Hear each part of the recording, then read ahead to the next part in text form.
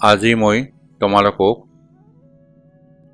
তোমালোকৰ পাঠত থকা ৮ নম্বৰ পাঠ শ্ৰী শ্ৰী শংকৰদেৱ কবিতাটোৰ বিষয়ে আলোচনা কৰাৰ আগতে শ্ৰীমন্ত শংকৰদেৱৰ বিষয়ে অলপ কথা তোমালোকক অৱগত কৰিছোঁ।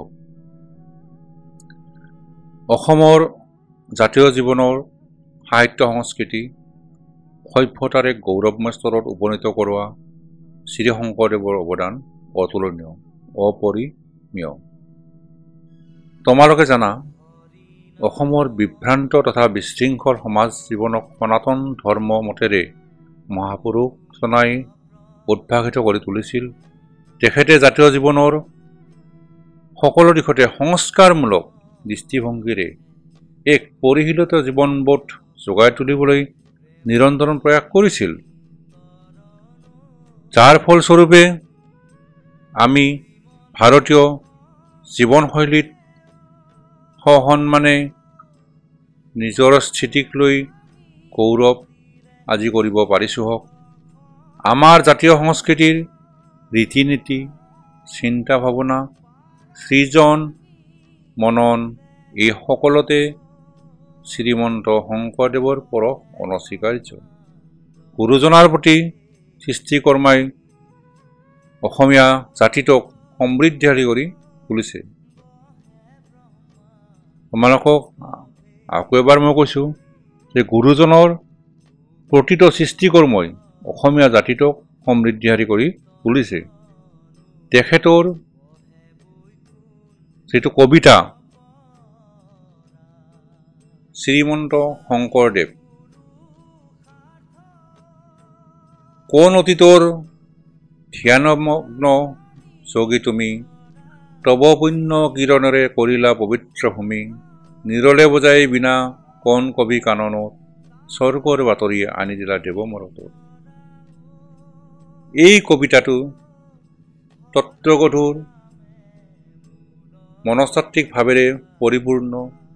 এই কবিতাটোৰ আমি মূল কথাখিনি আমি মহাপুৰুষ শংকৰদেৱে অসমৰ জাতীয় জীৱনলৈ আগবঢ়োৱা নাট, গীত, ভাওনা, সভা, সাহিত্য সৃষ্টিৰ জৰিয়তে সৰ্বাধিক অৱদান আগবঢ়াই গৈছিল। আৰু তেখেত আছিল একেধাৰে কবি,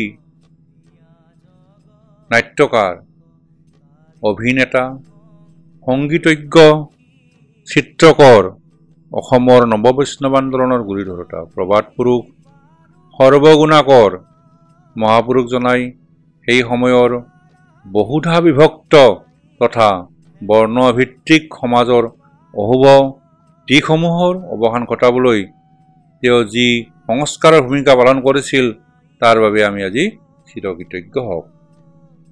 অসমৰ বিভিন্ন জনগোষ্ঠীৰ লোক একতাৰ দোলেৰে বান্ধিবলৈ তেৰাই নাম ধৰ্ম প্ৰসাৰত ব্ৰতী হৈছিল। প্ৰায় সকলো সম্প্ৰদায়ৰ লোকৰ মাজতে আছিল তেৰাৰ শিষ্য, যি সম্প্ৰীতি ৰক্ষাৰ অপূৰ্ব নিদৰ্শন পাছা নেকি। এক দেৱ এক হেৱ এক বিনে নাই কেও বলান ধৰ্মৰ মূল মন্ত্ৰ প্ৰবক্তা মহাপুৰুষগৰাকী অসমীয়া জাতীয় জীৱনৰ শংকৰ সূৰ্য হৈ অনন্তকাল উজ্বলি থাকিব। এইবাবেই যে তেৰাই অনৈক্যৰ মাজত ঐক্যৰ সন্ধান কৰি অসমৰ সাংস্কৃতিক জগত জাগত জিলিকা কৰি থৈ গৈছে।